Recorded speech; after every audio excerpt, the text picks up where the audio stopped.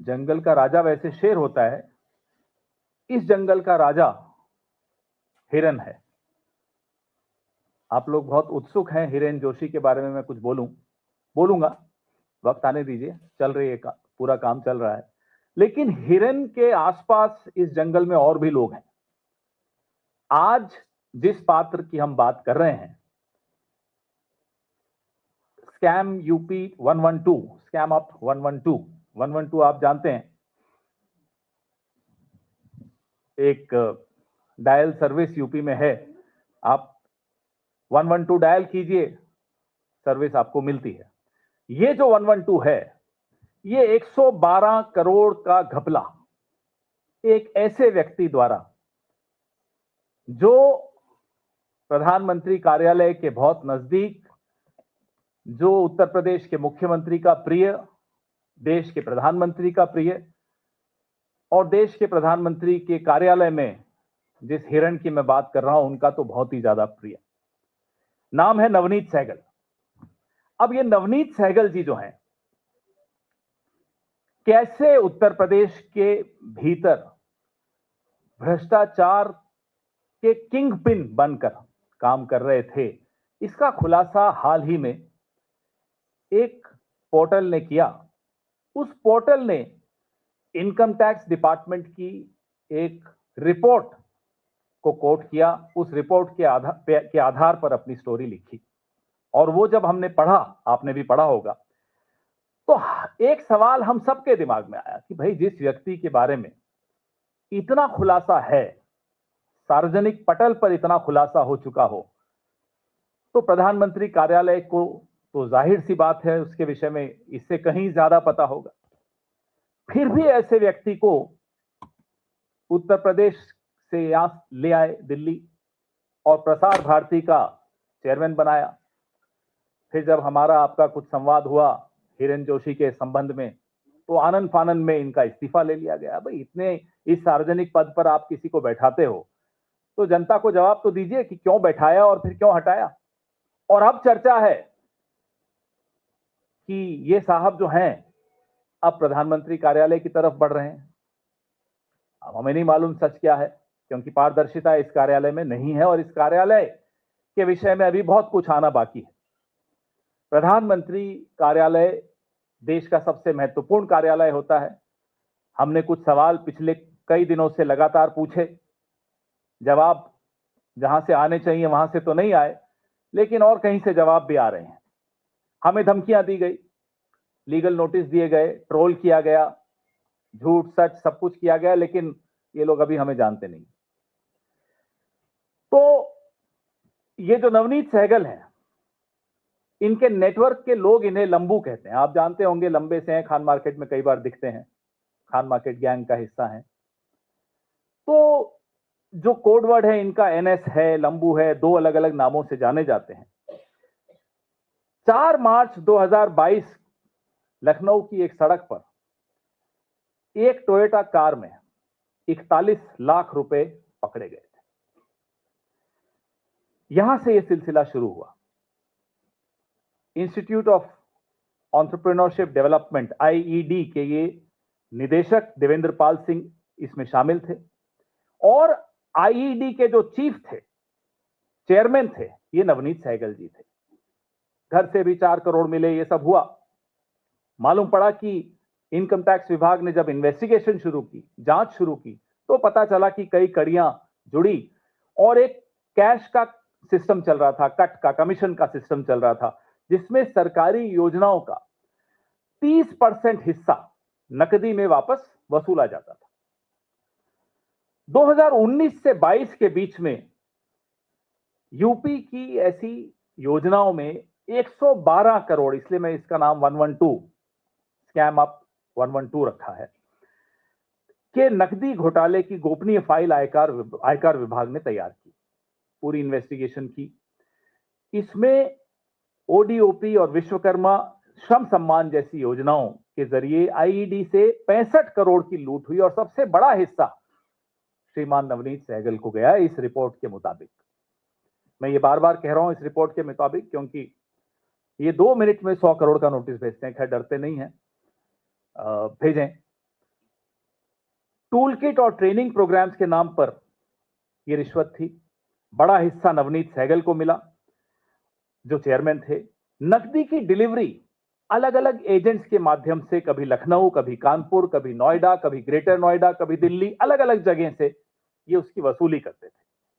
यही model UP cone में भी दोहराया गया, जहां 46 करोड़ रुपए इन्हीं योजनाओं से गबन किया गया, जिसमें इन्फ्लेटेड बिलिंग, शेल कंपनियां और सब कॉन्ट्रैक्टिंग के जरिए आप किसी फर्जी कंपनियां बना लोगे, किसी को कहोगे भाई आप ठेकेदार बनो, आप कंपनी बना लो, फिर इन्फ्लेटेड बिलिंग होगी और पैसा वापस नकद अफसरों को मिल जाएगा।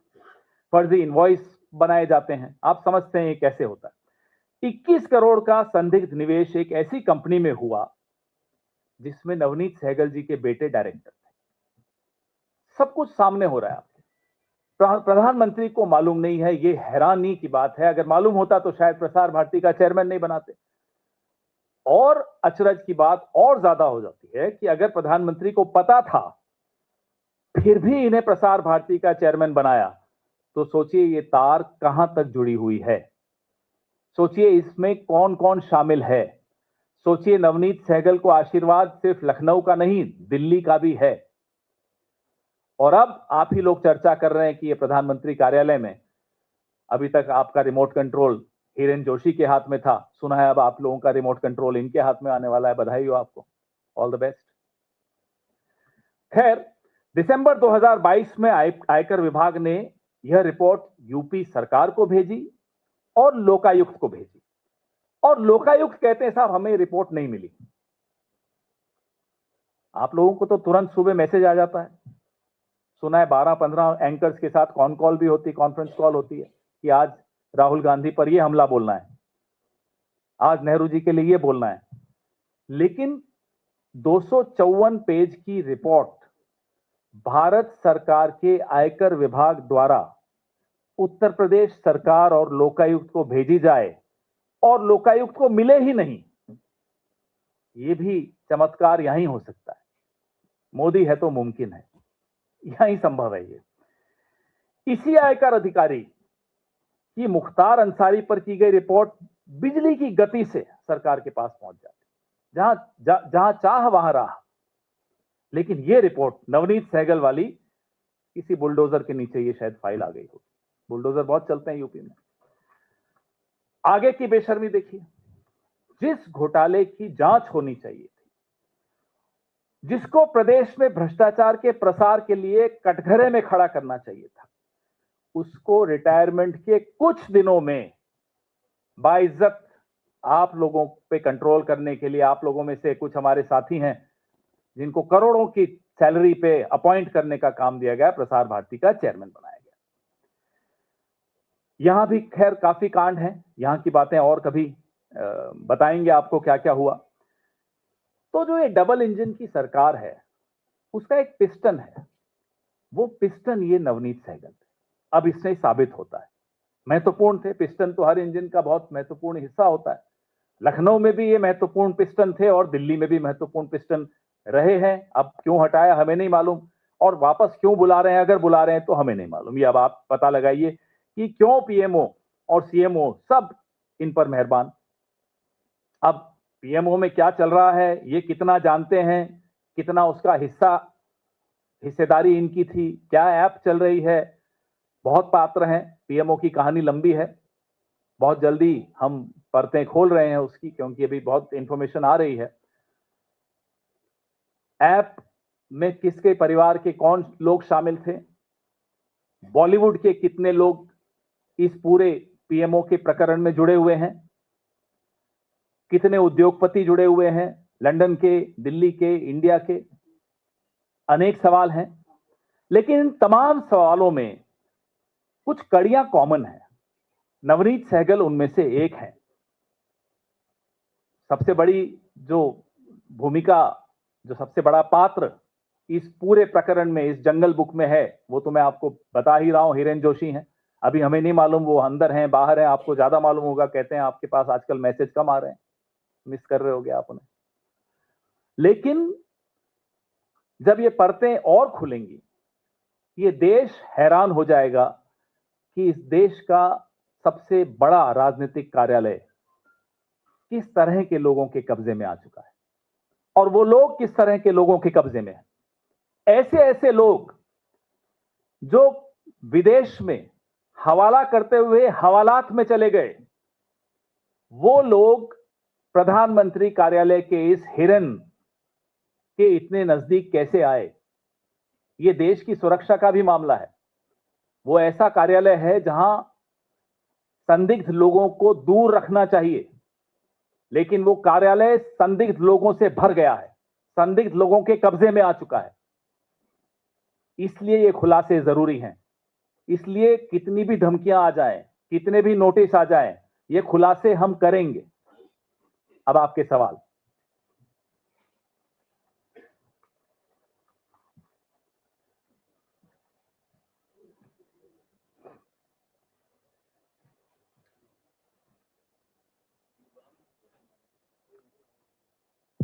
मोबाइल मत देखिए, मैसेज नहीं आने वाला उनका।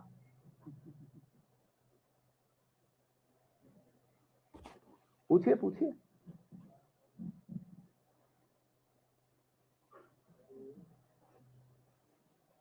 कोई सवाल नहीं नवनीत सहगल पे।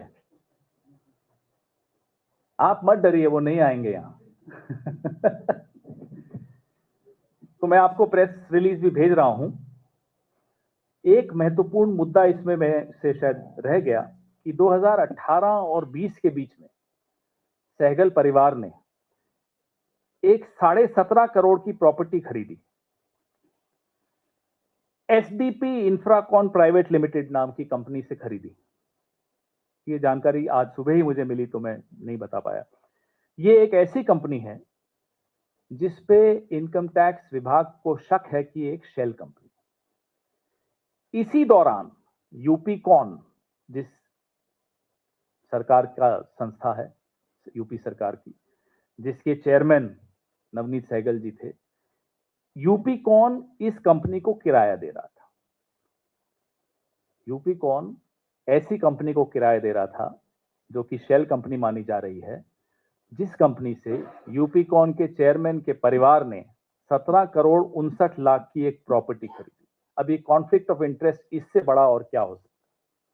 ये सब सार्वजनिक हो चुका है, छप भी चुका है, डरिए मत, छापिए। ये हितों के टकराव का एक उदाहरण आपको दिया है।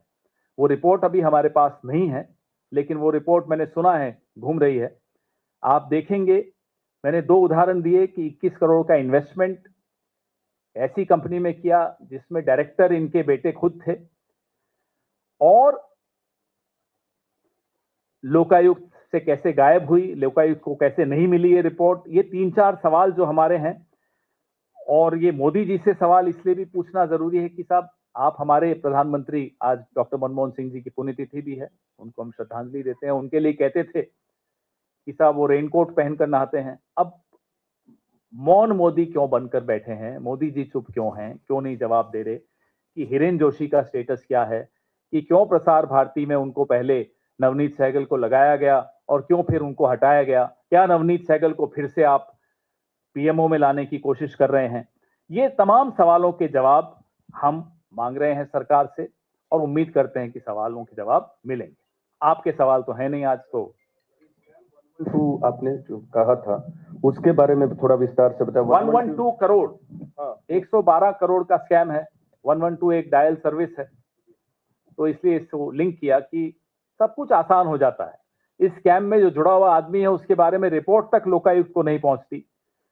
इस स्कैम का जो किंग पिन है, उसकी तुरंत रिटायरमेंट के बाद उसको एक अच्छी जगह पर बैठा दिया जाता है जहां ये मीडिया को कंट्रोल कर सकते हैं। और अब जब वहां से हटाया गया तो सुना है कि अब पीएमओ में लाने की कोशिश हो रही है। तो ये बहुत स्मूथ सर्विस है 112 की, ऐसी सर्विस जिसमें रास्ते खुलते चले जाते हैं, दरवाजे खुलते चले जाते हैं।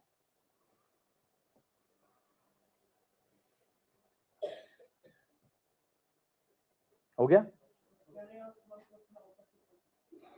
You can, but let's wait and watch कि अगर इस टॉपिक पे if people want to ask something, let's, otherwise we'll come to other topics.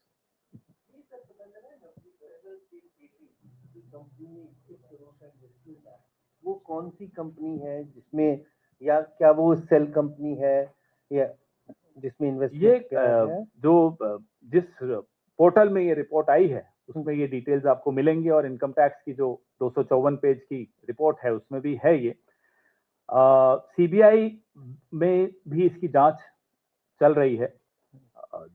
दूसरी कंपनी से इनके तार जुड़े हुए थे, तो ये घाटे में चल रही थी, उस कंपनी से रूट करा के पैसा, जैसा ये शेल कंपनीज में होता है, अलग अलग कंपनीज में होता है। तो लेकिन इस कंपनी के डायरेक्टर इनके बेटे थे। तो जो रुचिकर बात है वो ये है कि सीधा सीधा कॉन्फ्लिक्ट ऑफ इंटरेस्ट इसमें भी दिखता है।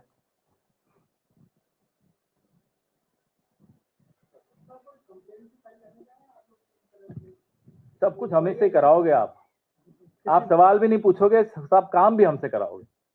कंप्लेंट तो बनता है ना अगर इस तरह की गड़बड़ी। अब आप मुझे बताइए कि इनकम टैक्स डिपार्टमेंट अपनी रिपोर्ट भेजता है लोकायुक्त को और लोकायुक्त तक रिपोर्ट नहीं जाती, ऐसे में कंप्लेन हम कर भी देंगे, शायद आप छाप भी देंगे दया करके कि चलो छाप दो, कंप्लेन कर दी।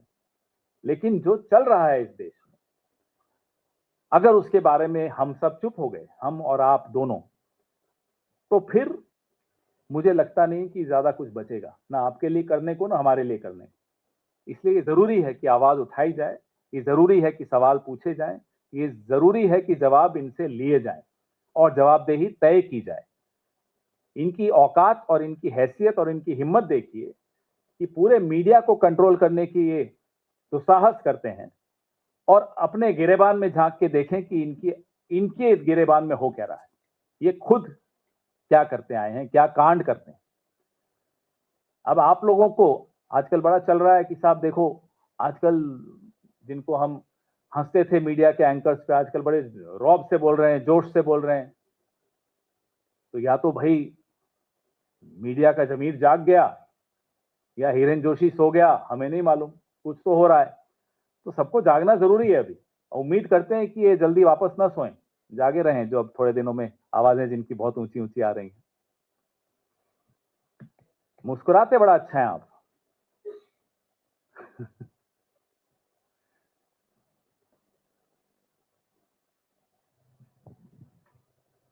So there are many assaults reported on various parts of India against Christians in relation with the Christmas celebration.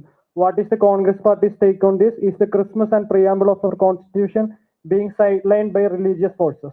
Well, we have lashed out very sharply against these elements. Across the country, we've been getting reports over the last 2-3 days of attacks, organized attacks against the minority community of Christians, against their celebrations on churches, in malls. And this, I hope, is not a new normal in Modi's new India. This will not be tolerated. This goes against every tenet of the constitutional values that we stand for. The BJP government at the center has no right to talk about what our minorities, Hindu minorities, go through outside of India when they can't protect the rights of minorities within the country. The Congress Party has raised its voice on attacks against Hindus in Bangladesh. We keep raising our voices against the way our own minorities are being attacked. When it comes to our festivals, whether it's Hindu festivals, Muslim festivals, Christian festivals, everybody has a right to celebrate his or her festival the way he or she wants them to. But a very disturbing trend has been observed over the last few years. During Ram Navami or Hanuman Jayanti, there'll be a band of Bajrang Dal activists or Vishwa Hindu Parishad activists going outside mosques and playing DJs and provocative songs and dancing there. This is not a part of any religion to disturb someone else in your festival or to disturb someone else in their festival. When it comes to Eid, suddenly everybody becomes a goat lover. They start counting how many goats have been sacrificed. Why? When it comes to Christmas, you've seen what has happened over the last 3 days. The Prime Minister, had it not been for elections in Kerala, we wouldn't have seen those visuals of the Prime Minister going to the church yesterday. So the Prime Minister will go to the church, But his foot soldiers indulge in this hooliganism that we have been watching. This needs to be responded to by the Prime Minister himself. If he can't control his foot soldiers, please do not have this facade of going to a church on Christmas. People know you inside out. People know your politics. People know the origin of your politics.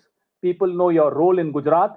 People know your role, your narrative of Shamshan Kabristan, recognizing people from their clothes. All these, the narrative which was set by the Prime Minister himself is now being carried forward by his foot soldiers through these attacks.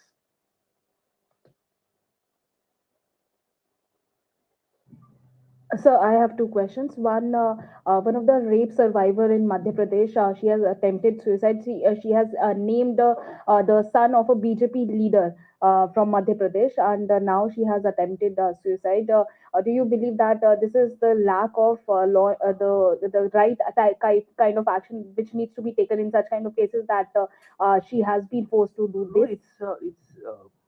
I mean, it's very shocking.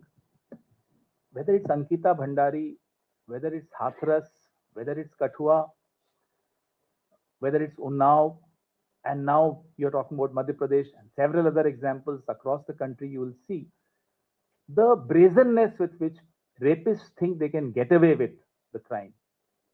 This brazenness comes only when you have very powerful, strong people backing you.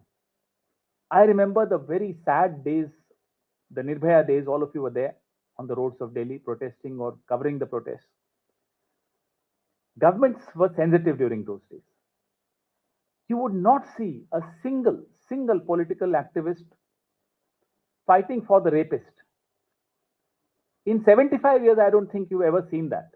But over the last 7-8 years, starting from Kathua, where there was a rally taken out by the BJP in favor of the rapists, then you saw Hathras, then you saw Kannauj, then you saw Unnao, then you saw Ankita Bhandari's case. Recently, Dushyant Gautam's name came up, who is a senior leader, Rajya Sabha MP of BJP.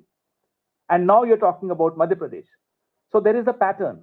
The pattern is of powerful politicians backing rapists. And therefore, the brazenness with which these rapists think they can get away with the heinous crimes they have indulged into.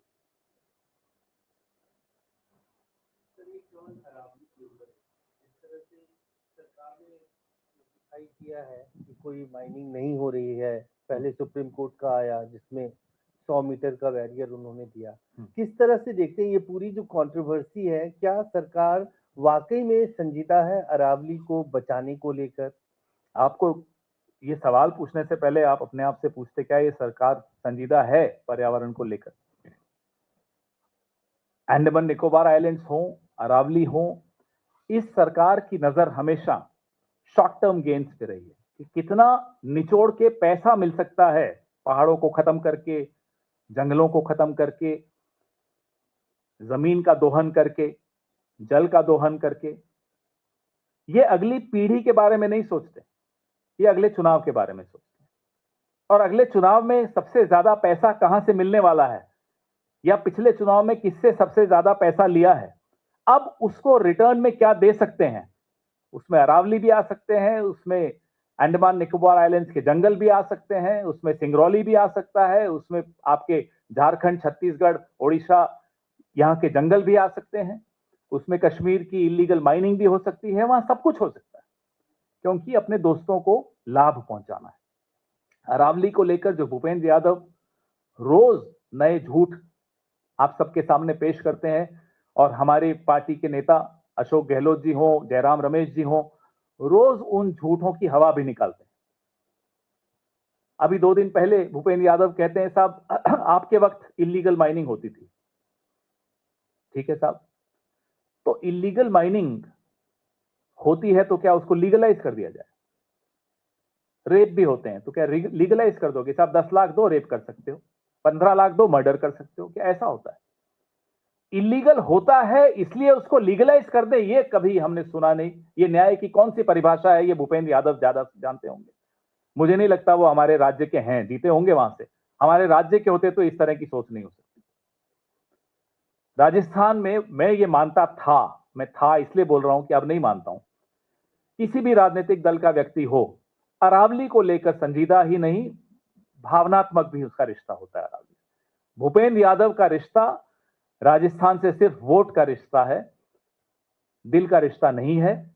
Aravalli पे जो उन्होंने stand लिया, इससे ये साबित हो जाता है कि ये सिर्फ यहां वोट लेकर सत्ता लेने आते हैं, उसके बाद यहीं जिस थाली में खाते हैं उसी में छेद भी करते हैं। यहीं के अरावली तबाह भी कर रहे हैं।